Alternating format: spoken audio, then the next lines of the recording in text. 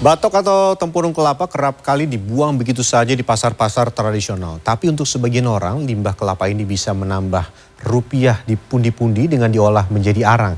Dan berikut kami hadirkan lika-liku pembuatan arang batok mulai dari pemilahan sampai pembakaran. Selengkapnya dalam segmen Sehari Menjadi.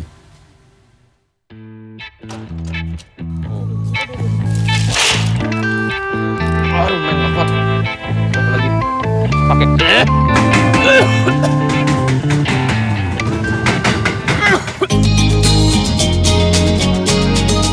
Hobi kulineran pasti sudah tidak asing dengan bahan baku yang satu ini, arang batok kelapa.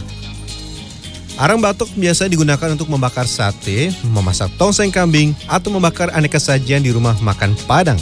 Cita rasanya keluar, terus rasanya lebih kerasa enak aja sih. Lebih enak, lebih nikmat gitu. Kalau menggunakan pakai arang. Cita rasanya kan lain, empuknya beda, juga aromanya itu menambah rasa aroma itu loh. Wangi, dia lebih wangi. Apalagi arangnya arang batok. Salah satu produsen arang batok kelapa ada di Gang Sentiong, Johar Baru, Jakarta Pusat. Di tengah kota, yap, di Jakarta masih ada loh beberapa produsen arang batok kelapa. Pertama-tama, para produsen arang mengumpulkan terlebih dahulu batok kelapa yang tidak lagi terpakai. Satu karung tempurung kelapa tua dibanderol Rp20.000. Kupas dulu, set keras banget. Oke. Selamat datang pemirsa di segmen Sehari Menjadi. Kali ini saya akan bikin arang dari batok kelapa. Tapi apakah saya hanya akan mengupas 1 kilo, 2 kilo saja? Tidak. Segini banyak. Berapa puluh kilo ini, banyak banget. Yuk, semangat.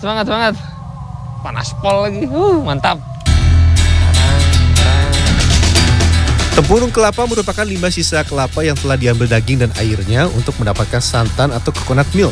Serabut dan sisa buah perlu dipisahkan karena jika tidak, asap pembakaran akan banyak dan diprotes warga. Dalam sehari tempat ini bisa memproduksi 6 tong tempurung kelapa. 1 tong tempurung kelapa diperoleh dari sekitar 8 karung atau 140 kg batok kelapa. Pertama-tama kita buat dulu ya arang yang akan menjadi sumber utama pembakaran. Nah pemirsa, kalau sadar tongnya ini nggak langsung nempel dengan dasar atau dengan tanah, dikasih jarak sedikit, terus 1 bata ya bang ya jarak ya. Nah terus di dalam tong ini pemirsa nih, nah ini ada celahnya nih, ibaratnya kayak kita masak gitu loh. Jadi biar dia sampai bagian bawah bener-bener jadi. Ini bagian sebelahnya udah dibikin duluan. Nah ini kita bikin salah satu tongnya lagi. Arang awal ini harus betul-betul terbakar sempurna, karena arang inilah yang jadi bahan utama pembakaran batok kelapa di atasnya. Ketika tempurung kelapa awal telah menjadi arang hitam, suhu pembakaran dalam 1 tong bisa mencapai 400 sampai 700 derajat Celcius. Ini definisi harus sabar sama kuat nahan panas dan nahan asap. Nggak bisa langsung begitu kita tuangin minyaknya, dia kan keluar api nih, kayak ngejilat-jilat gitu. Kita nggak bisa langsung taruh si batok kelapanya untuk dijadiin arang, belum. Karena ini belum matang sempurna, nunggu matangnya itu yang lama. Nunggu kecil apinya, bakar lagi. Ntar dia makin menggosong gitu terus tuh polanya sampai bener-bener jadi arang yang di bagian bawah baru kita masak. Aduh men, nggak kuat. Aduh. Memang musuh besarnya tuh napasan.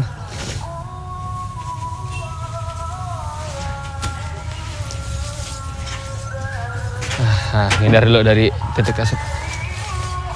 Mata juga perih banget dari tadi. Serius nggak dibuat-buat, ini salah satu segmen Sehari Menjadi yang wow, yang pernah saya bikin. Maskerin lagi. Oke, setelah bara di bagian bawah terbakar sempurna, lanjut masukkan tempurung kelapa yang sudah dipisahkan dari serabutnya. Aduh, panas banget. Ya udah. Begitu udah jadi bara di bagian bawah nih, panas di sini, di paha saya panas banget. Udah jadi bara di bagian bawah, kita langsung masukkan si batok-batok kelapa yang udah dibuang dari serabutnya. Tanpa serabut aja sampai begini nih. Apalagi pakai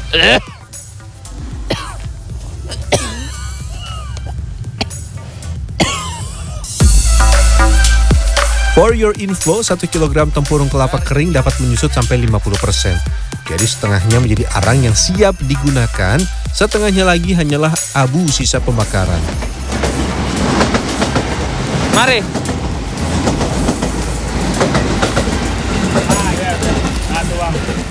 Ada terus. Semangat cari duit. Untuk saya, pekerjaan ini amat sangat melelahkan. Selain terpapar terik matahari, panas dari pembakaran ditambah kepulan asap yang luar biasa banyak membuat saya lelah. Ampun, Pak.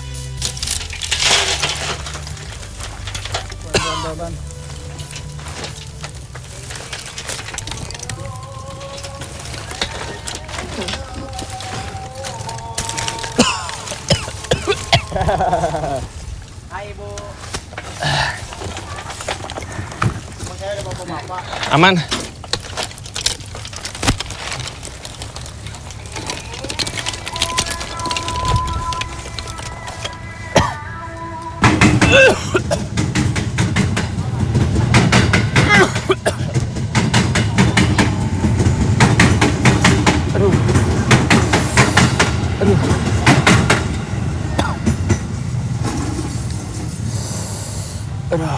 Pedes banget, men. Pedes banget asli. Buat yang suka makan sate, makan kambing, segala macem, bikin arangan kayak gini nih pengorbanannya nih. Pedes.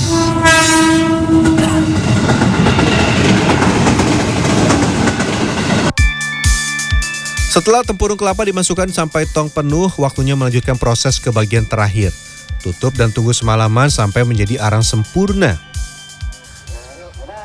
Selamat pagi. Setelah didiamkan selama semalaman, udah adem lah kata abangnya, baru kita bisa bongkar dan kita bisa packing. Udah nggak panas sih, tidak membara. Pertama-tama angkat abu arang yang menutup bagian atas tong.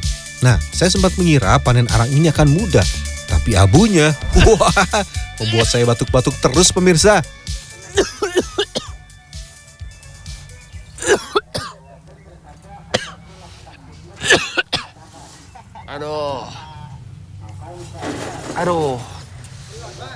Aduh.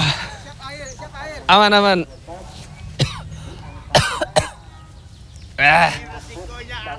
Resiko arangnya.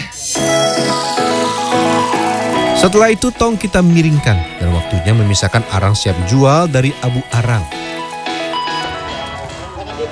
Baru beberapa aja dulu lumayan kenceng. Ini masih panjang, saya belakang nih padet banget.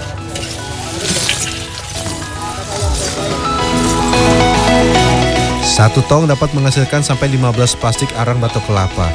Arang berukuran kecil dijual Rp20.000 per plastik dan yang besar Rp35.000 per plastik. Kenapa? Hancur semua ntar. Oh. Yang penting barang. Wah, saya salah nih. Karena terlalu kuat mengayak, yang seharusnya berbentuk besar menjadi kecil. Maaf ya Pak, padahal lebih sulit mendapat arang berukuran besar ketimbang kecil. Nah, agar mengurangi resiko kerusakan, saya memilih panen arang menggunakan tangan. Arang besar biasanya digunakan untuk rumah makan Padang atau penjual ayam bakar agar tahan lama. Sementara arang ukuran kecil digunakan untuk pembakaran sate. Kalau masih ada yang mentah, komplain. Jadi kita itu kena komplainan sama langganan kalau nggak dipilihin. Yang beli sate itu pada ngeluh gitu, karena asapnya itu terlalu gede di sananya gitu. Kebanyakan yang datang membeli secara rutin di tempat ini adalah pemilik rumah makan, baik rumah makan Padang, restoran, atau pedagang sate. Ya ini kita udah langganan dari dulu kita, jadi dia kualitas produknya juga banyak dan keunggulannya juga bagus. Dalam sekali produksi, produsen arang batok kelapa bisa mengantongi pemasukan kotor sampai Rp700.000. Meski terdengar menggiurkan, tapi proses pembuatannya tidak mudah dan beresiko. Lengket, kena sampai kelihatan kulitnya itu, sampai luka gitu Bang, karena kepanasan gitu, kena tong. Terus apalagi sekarang musim hujan. Kalau musim hujan itu malah tambah capek. Sebentar-bentar hujan dibuka, tutup pakai seng. Rasa-rasanya kurang afdol kalau hanya membuat arang tapi tidak kulineran. Nah, ini dia favorit saya, tongseng kambing ekstra pedas. Nah, meski rasanya lebih nikmat karena dimasak dengan arang, tapi untuk konsumsi ada batasannya. Maksimal seminggu sekali. Di atas daging kalau yang dibakar itu ada gosong-gosong, nah itu senyawa polihidrokarbonnya. Nah itu apabila dikonsumsi dalam jangka panjang dapat menyebabkan mutasi genetik atau perubahan DNA pada tubuh ya, yang dapat memicu terjadinya kanker.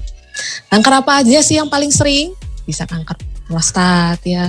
Yang nomor 1 itu sebenarnya kanker usus besar ya.